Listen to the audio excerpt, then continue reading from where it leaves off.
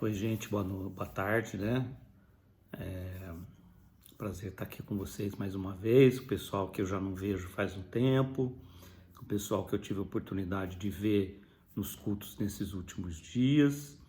É sempre uma alegria a gente poder estar junto, mas infelizmente, mais uma vez, né, até por conta do decreto aqui da nossa região, nós suspendemos os cultos novamente. Nós estamos crentes, né, esperançosos de que isso vai passar logo com a graça de Deus, porque as pessoas estão sendo vacinadas, as coisas estão caminhando bem.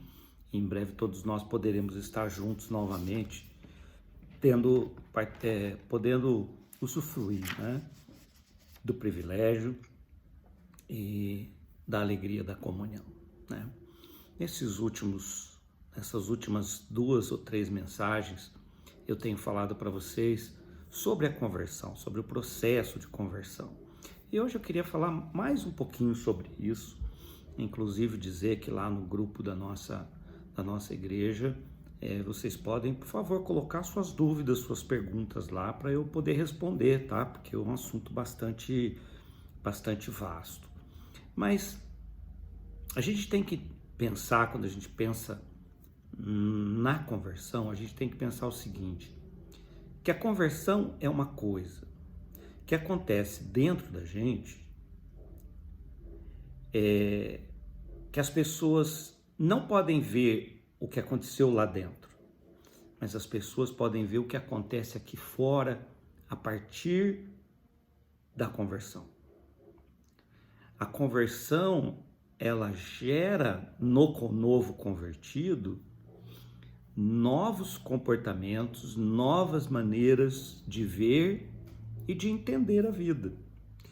Então, a salvação depende, como está relatado na palavra de Deus, de uma coisa que a gente chama de novo nascimento. O que é o novo nascimento?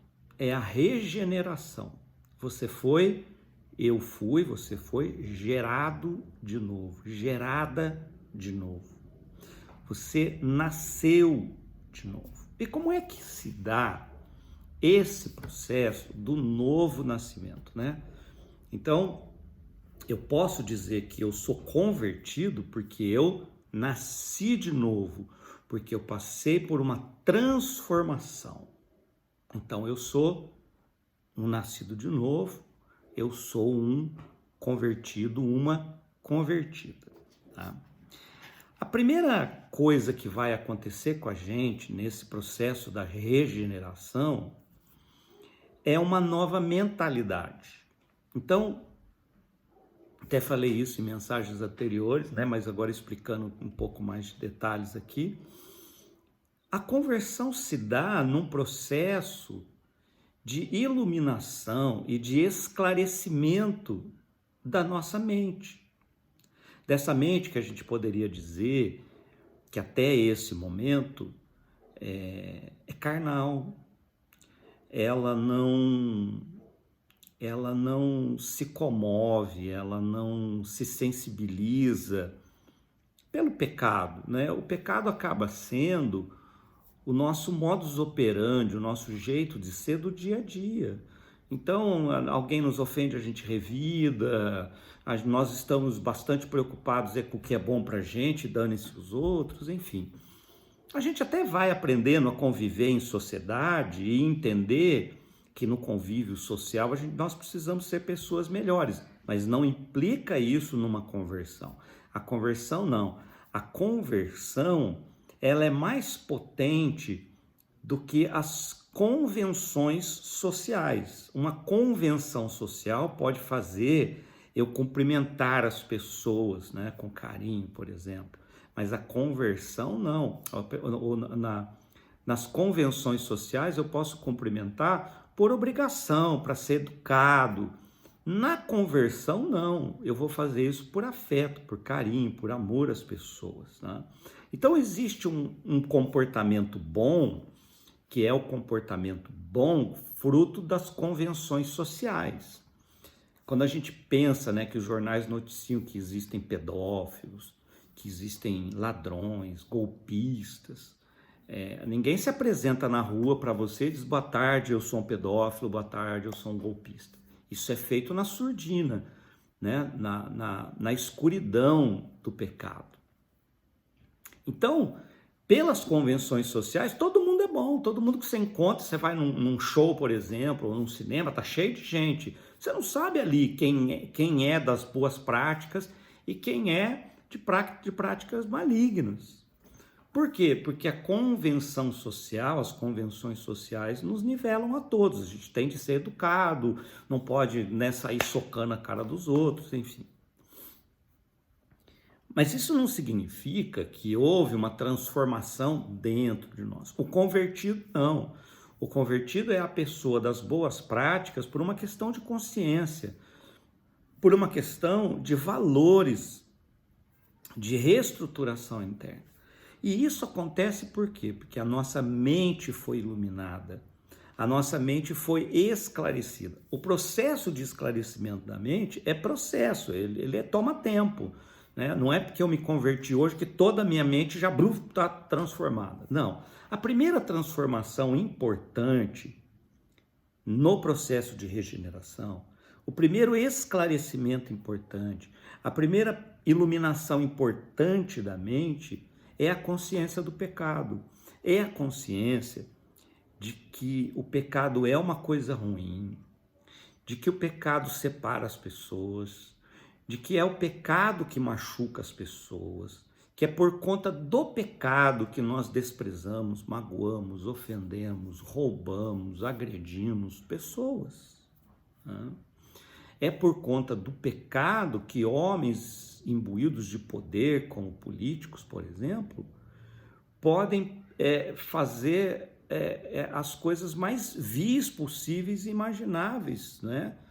Como desviar um dinheiro de saúde, por exemplo, um dinheiro que deveria ser gasto com saúde e que vai ser gasto na compra de um carro importado, de um apartamento na praia. Né? Então, essa consciência de que eu sou pecador, de que eu quero fazer o que é bom, mas eu não consigo fazer o que é bom, que eu até tenho a intenção de fazer o que é bom, mas eu não consigo, como nós vimos na mensagem passada, essa consciência é importante. Não é uma consciência de que eu pequei porque eu desobedeci o pai e a mãe. Não. É a consciência de que eu sou concebido em pecado. Eu sou pecador. E eu preciso me arrepender, não de meia dúzia de pecados que eu cometi. Eu preciso entender que eu preciso ser uma nova pessoa. Que eu não posso continuar sendo essa pessoa que nasceu, que foi concebida no pecado, cujo pecado é natural. Não. Eu preciso nascer de novo e nascer de novo para uma nova mentalidade, para um novo jeito de viver e de existir. Né? Então, não confundam as coisas, né? A gente fica pensando assim que a conversão é a gente fazer um retrocesso. Onde foi que eu pequei? Ai, meu Deus, eu peguei uma coisa que não era minha, eu fiquei com um troco que não era meu, eu ofendi um amigo e pedi perdão por isso. Gente, isso é ridículo, essa ideia é ridícula. Não, eu fui concebido em pecado, eu sou um ser caído. E eu preciso ter consciência disso, ter consciência de que eu não sou capaz de produzir o bem, de que eu sou escravo do pecado, de que o pecado é uma coisa que faz mal para mim, faz mal para o próximo, e eu me arrependo. Então, é dessa condição. É assim, eu não quero continuar sendo esse tipo de pessoa. Então, a minha mente é iluminada, a minha mente é esclarecida. Aí eu vou experimentar o quê? Uma autêntica tristeza pelo pecado. Eu vou sentir tristeza de ter vivido essa vida, de ter magoado as pessoas, de não ter sido uma pessoa boa. E a gente precisa ampliar um pouco a concepção de pecado, né? Que pecado, a condição de pecador, às vezes me coloca na seguinte condição, de que pecado também é aquilo que eu pensei, mas eu não fiz. Né? Eu pensei, mas eu não fiz. Eu não fiz porque, não fiz porque eu tinha medo de ser pego, eu não fiz porque faltou coragem. Então você pecou do mesmo jeito. Né? É aquela coisa assim, né? Quando a Bíblia fala, quando Jesus fala que o homem não pode olhar para uma mulher com uma intenção impura. O que que isso significa? Que olhar para uma mulher e desejar é pecado? Não, desejar uma mulher é uma coisa natural. Agora, quando você pensa assim, eu gostaria de ter uma relação sexual com a mulher do meu vizinho, e você só não fez isso por falta de oportunidade, por medo de ser pego por covardia, então você fez. Então é pecado, e pecado então é aquilo que às vezes a gente pensa, mas não faz. Por que não matou o desafeto? Não matou o desafeto porque tinha medo de ser preso, então você matou. Porque isso significa que se as condições fossem outras, se o cenário fosse outro, se ninguém fosse descobrir, talvez você tivesse feito aquilo. Então eu preciso olhar para esse mal que está dentro de mim e sentir tristeza. Sentir tristeza de que eu seja alguém capaz de pensar tal coisa. Sentir tristeza de ser alguém que consegue conceber o mal, pensar no que é mal, né? Então assim, a primeira iluminação da mente, que é o processo da regeneração. Minha mente é feita de novo, né? Eu nasci de novo. O que significa isso? O meu jeito de pensar foi renovado. Aí eu vou experimentar então essa tristeza pelo pecado, ou seja, puxa, que terrível que eu seja uma pessoa concebida em pecado, como a palavra mesmo diz. Aí eu vou fazer o quê? Uma confissão. Que confissão é essa? Uma confissão muito simples. Não é a confissão de, Senhor, me perdoa porque eu fiquei com o troco a mais da padaria. Não, Senhor, me perdoa porque eu sou pecador. Eu reconheço que eu sou pecador. Eu reconheço que existe mal em mim, de que eu não sou um ser puro, de que eu não sou uma pessoa boa. Então eu me arrependo disso, eu confesso isso. Senhor Jesus, me perdoa, eu sou pecador. Me livra dessa condição de pecador, me ajuda a ser um novo ser humano, uma nova pessoa, conduzida e orientada pelo Teu Espírito Santo. Então, você tem esse momento de arrependimento, mas é arrependimento de uma condição, de uma coisa que você pode falar assim, mas nem é culpa minha. Não estamos discutindo de quem é a culpa, né? Se o mundo é caído e você nasceu nesse mundo caído e o que você produz é mal, né? Você não é capaz de produzir só bondade, você produz bondade e maldade, então você precisa se arrepender, né? A gente pode dizer que todos os seres humanos, sem exceção, produzem maldade e bondade. Você pode até pensar, por exemplo, num criminoso. Ele matou pessoas, mas ele cuidou bem da mãe, por exemplo. Então ele produziu bondade e produziu maldade. O traficante, ele vende drogas, produz maldade, mas ele produz bondade, porque com o dinheiro do tráfico, eu sei disso, que eu já estive dentro das favelas, com o dinheiro do tráfico, ele ajuda um pai de família que está desempregado, ele manda comprar medicamento para uma pessoa que está doente. Então todos nós produzimos bondade e maldade. E nós precisamos nos arrepender dessa condição da produção da maldade. Para quê? Para que nós possamos produzir bondade. Não significa que nós vamos nos tornar pessoas perfeitas que só vão produzir bondade. Não. Por exemplo, no exemplo do traficante, né? Ele produz bondade e produz maldade. A maldade dele é consentida, é pensada. Ele sabe que ele está fazendo mal, ele quer fazer aquilo porque ele tem um benefício, um lucro, e para alívio da consciência dele, ele produz bondade. Então, quando eu me converto, o que acontece comigo? Eu tenho essa tristeza pelo pecado, ou seja, eu não fecho mais com o pecado, eu não gosto da ideia do pecado. Eu entendi que o pecado faz mal para mim, faz mal para o próximo. Eu entendi que o pecado é uma coisa nociva, então eu não quero mais. Então, uma vez convertido, pode ser até que eu erre, mas eu erro por conta da minha imperfeição, eu erro porque eu estou num processo de aprendizado, eu erro porque eu estou amadurecendo, estou crescendo. Mas não porque eu tenho amor ao pecado, não porque eu tenho alegria no pecado, tá? Então, na mensagem de hoje, vocês podem ver que eu estou explicando com um pouco mais de detalhes coisas que eu falei na mensagem anterior. Então, a mente é iluminada, nós temos uma consciência do pecado, nós confessamos que somos, nós admitimos que nós somos pecadores, nós somos produtores de bondade e de maldade, né? Mesmo que você produza mais bondade que maldade, isso faz de você um pecador, né? Aí eu vou sentir essa aversão ao pecado, porque o pecado é tudo que prejudica o ser humano, não só a mim, né? O pecado faz mal a mim quando eu me auto-saboto, o pecado faz mal a mim quando eu me torno uma pessoa autodestrutiva, por exemplo, no caso de uma pessoa, de um alcoólatra, por exemplo, né? Uma pessoa autodestrutiva. O pecado também afeta a vida das outras pessoas, o marido que bate na esposa, o marido que espanca os filhos, a mulher que não cuida a mãe que não cuida dos filhos, as pessoas que se distratam, que se maltratam, que se ofendem, que se humilham, né? As pessoas mentirosas, as pessoas golpistas, né? Então, o pecado faz mal para todo mundo. E eu não estou mais preocupado só comigo, eu estou preocupado com que o mundo seja um lugar de produção de justiça, de bondade, de pacificação, né? De paz, de consolação, de acolhimento.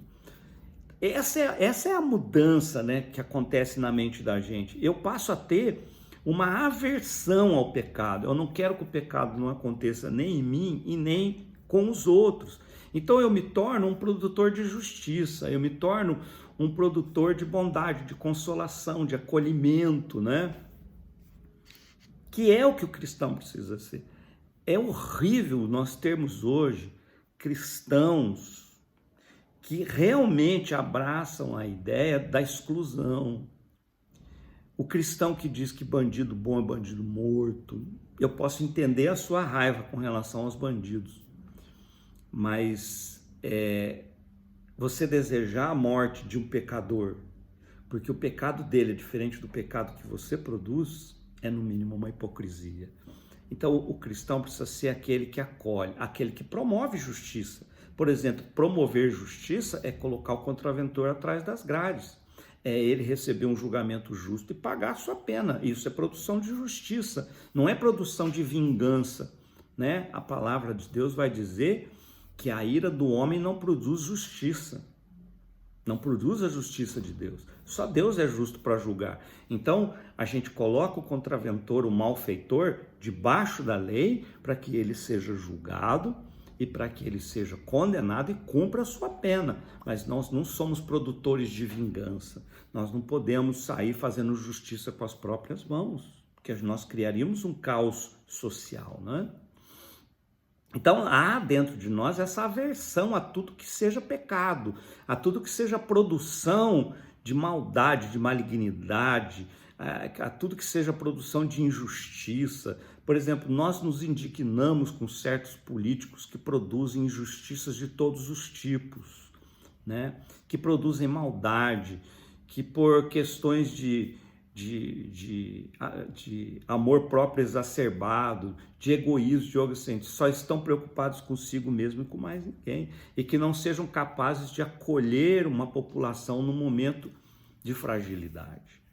Então, há dentro de nós, como resultado dessa iluminação da mente, também uma aversão ao pecado, a todo tipo de pecado que a gente percebe, né? Aonde houver produção de injustiça, o cristão, o convertido, é chamado para atuar e para promover justiça. Por isso que nós temos os mártires da fé. Quantas pessoas não deram a vida por produção de justiça, né? E essas pessoas são amadas por Deus.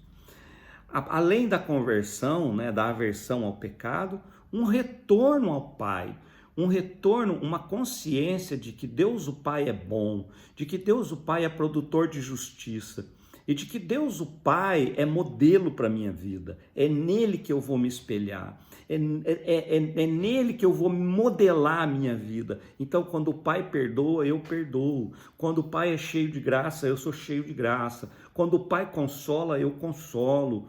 Quando o Pai acolhe, eu acolho. Eu preciso ser uma expressão do Pai eterno na terra. Eu preciso ser uma expressão do amor de Deus para minha família. Então, há um retorno retorno, uma religação nossa com Deus e com tudo que ele significa, porque Deus significa a abundância do amor. E eu preciso ser esta pessoa que reverbera, que repercute esse amor de Deus. Então, a conversão, uma vez instalada em mim, vai fazer de mim alguém parecido com o Pai. E eu vou manifestar o amor do Pai nas minhas atitudes, na minha fala, na minha maneira de tratar as pessoas. Por fim, vai haver dentro de nós uma alegria genuína. A conversão traz alegria por quê? Porque eu entendo que eu estou perdoado de todos os meus pecados. Não por méritos pessoais, porque eu ainda continuo imperfeito, eu ainda continuo naquele processo que eu expliquei na mensagem passada, eu continuo num processo de regeneração, eu estou sendo gerado de novo, né? Eu estou crescendo, as minhas células de bondade estão se multiplicando, eu estou me tornando um ser humano melhor, eu não me torno um ser humano perfeito no ato da conversão. Então, este processo que a Bíblia vai chamar do processo de santificação, né? Eu estou num processo de profunda transformação do ser. E para quê? Para que eu seja produtor de bondade, né?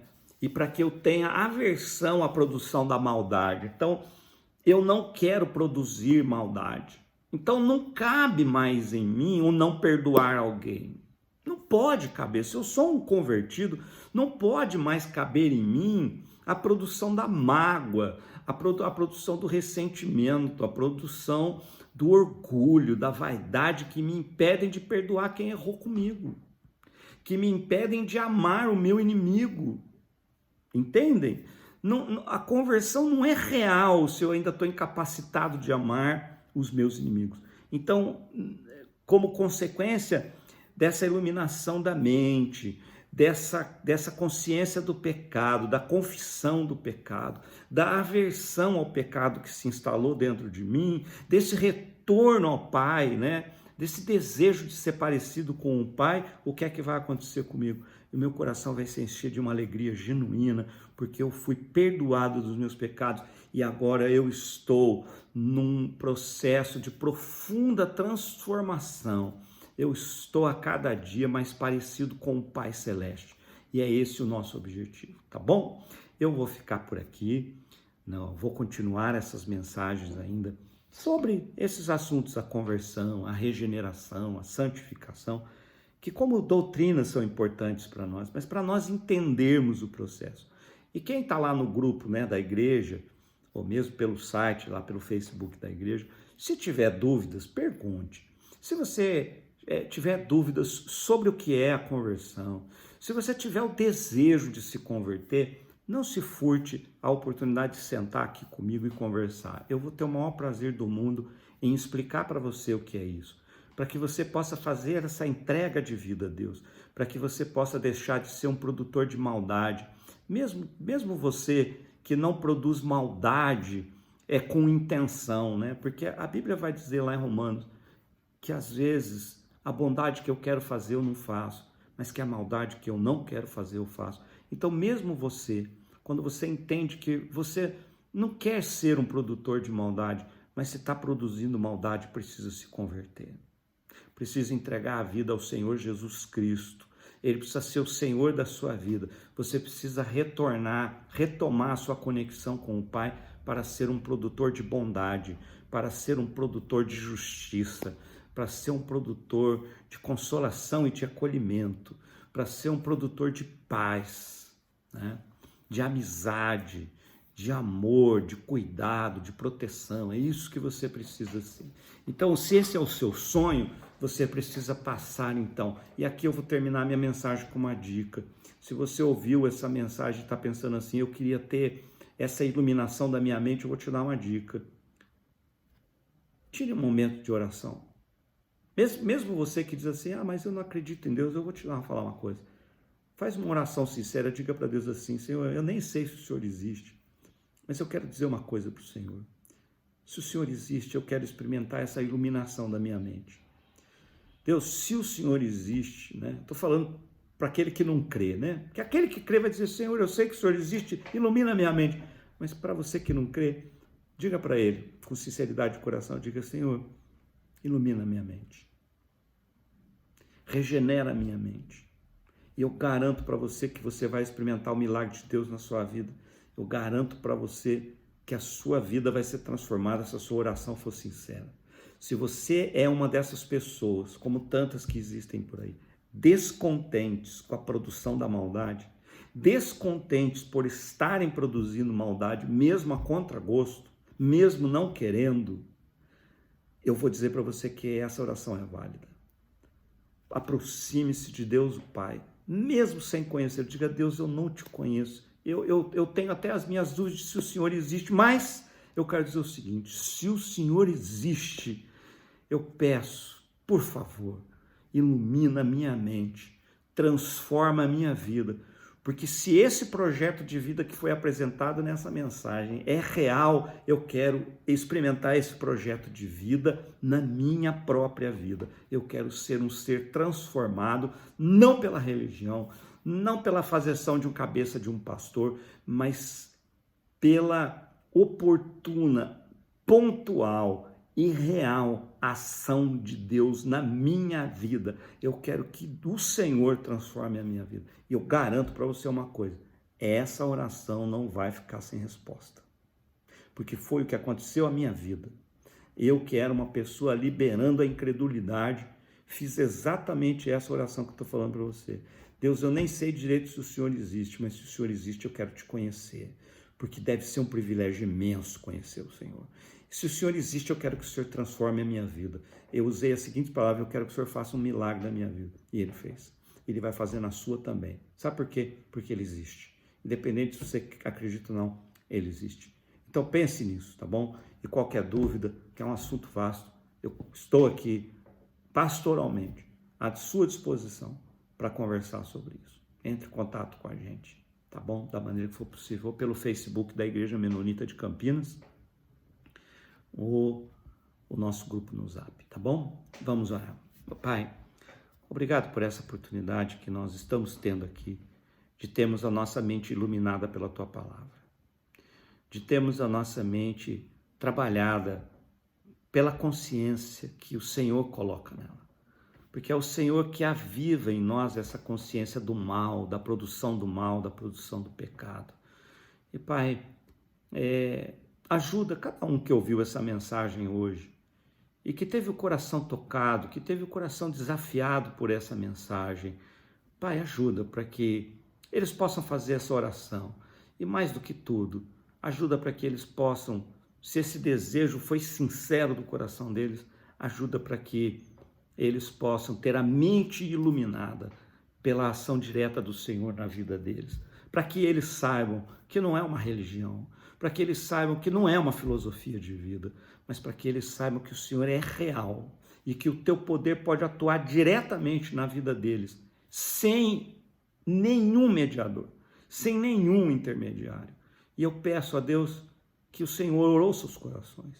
Talvez alguém tenha ouvido essa mensagem e o coração esteja endurecido pelo pecado. É alguém que não se importa de produzir maldade, é alguém que não se importa de produzir o que é mal, não está preocupado com a produção da maldade. Então o Senhor não vai fazer diferença na vida dessas pessoas, porque elas não querem o Senhor ali. Mas todo aquele, Pai, que ouviu essa mensagem, que o coração foi movido, né, pelo teu amor, que estão no seu coração dizendo, eu quero ser produtor de bondade, mas eu não consigo, atende, Pai. Trabalha sobre a vida delas, é o que nós pedimos em nome de Jesus. Cuida de nós, ó Deus, enquanto comunidade que se reúne debaixo do teu nome. Ajuda o nosso país nesse momento ainda difícil de pandemia e agora de uma crise política ainda mais pesada. O Senhor, eu tenho certeza que o Senhor sabe de tudo que está acontecendo e que o Senhor pode dar o melhor encaminhamento para que o Brasil possa experimentar um tempo de bom governo e de prosperidade, Pai. No mais, pedimos que o Senhor nos abençoe a vida ao longo dessa semana que a tua graça, bondade e misericórdia estejam sobre nós, que o Senhor nos livre dos perigos desta vida, que o Senhor nos livre dos homens maus, que o Senhor nos guarde debaixo da tua graça, da tua bênção, da bondade do Senhor. É o que nós te pedimos, em nome de Cristo Jesus e para a glória do teu nome santo. Amém. Que o amor de Deus o Pai, que as ternas consolações do Espírito Santo e que a graça de nosso Senhor Jesus Cristo sejam sobre as nossas vidas, sobre a vida de toda a tua igreja que se reúne debaixo do teu nome, agora e para todos sempre. Amém.